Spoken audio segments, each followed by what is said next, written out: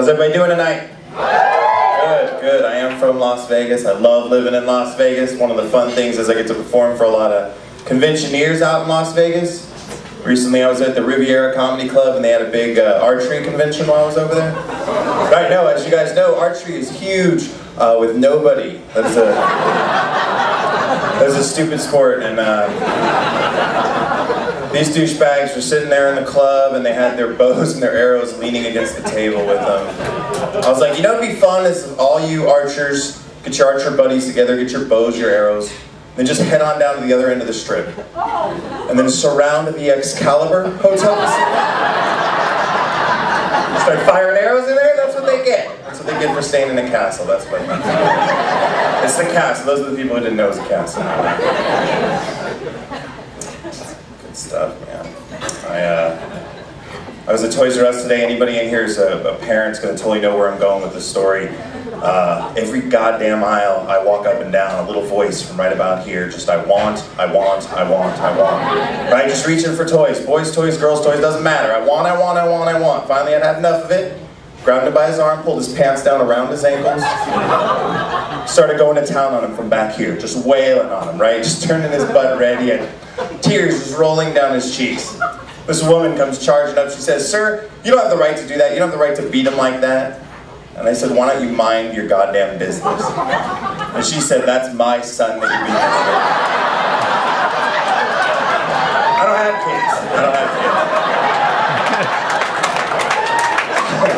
I can't wait to have them so I can beat the crap out of them in Toys R Us, though. That'd be awesome. It's so awesome. I know. I know I'm going to have kids soon, though. I know it's going to happen soon because I'm engaged, getting married in May, and my girl, yeah, thank you for applauding the ending of my life. It's coming.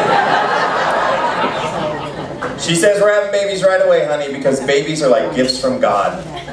That's her pitch for it, and that scares the crap out of me because I'm notorious for regifting. Right. Show up at a friend's party, you guys might want to open my present first. It's got to breathe.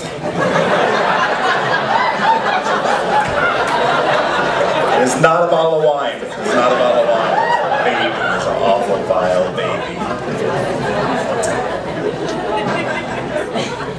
Anyone here watch the History Channel? Any History Channel fans? Right on.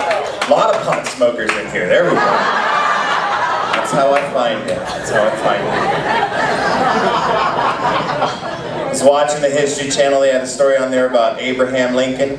Turns out the day before Abraham Lincoln got shot, he somehow knew he was going to get shot. He told his wife, "Honey, if we go to the play tomorrow, I think I might get shot." And she said, "Let's not go then."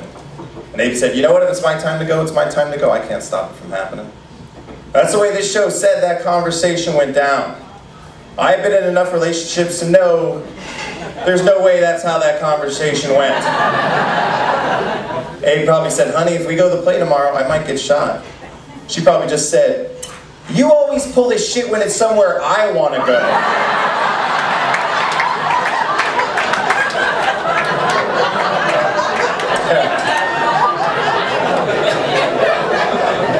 You didn't think you were going to get shot when you were at the titty bar with your friends last night, did you, Abraham?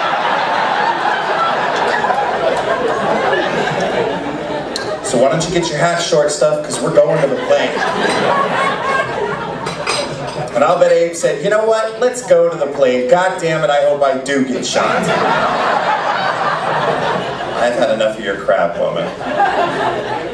I think it's funny to picture Abraham Lincoln in a strip club. He's sitting there. He's got his suit, his hat. He's got a big bag of pennies sitting on his knee there. That's his big thing. "Hey, sweetheart, how'd you like some money with my face on it?" Thomas Jefferson sitting next to him, they got a bag of nickels, they're just high-fiving each other. This is awesome. And goddamn George Washington stumbles out of the champagne room just making it rain dollar bills. All the girls run over and Abe just looks at Thomas and goes, "Look at this cock blocker here." Just called him a cock blocker.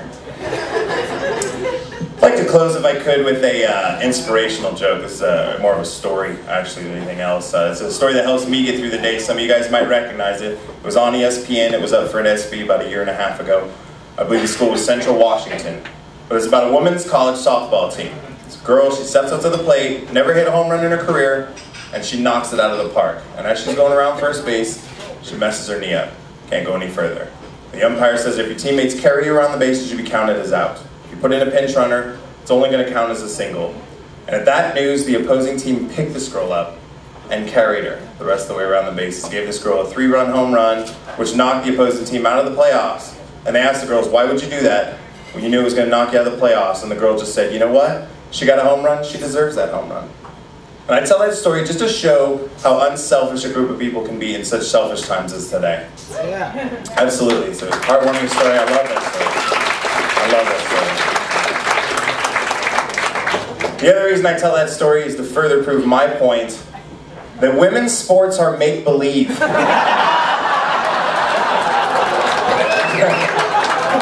Unicorns and dragons. That's what that shit is right there. My name has been Matt Markman. You guys have been awesome. Thank you very much. One more time for Matt Markman, all the way from Las Vegas. We have a special treat for you tonight. Where the hell is Annie Thomas?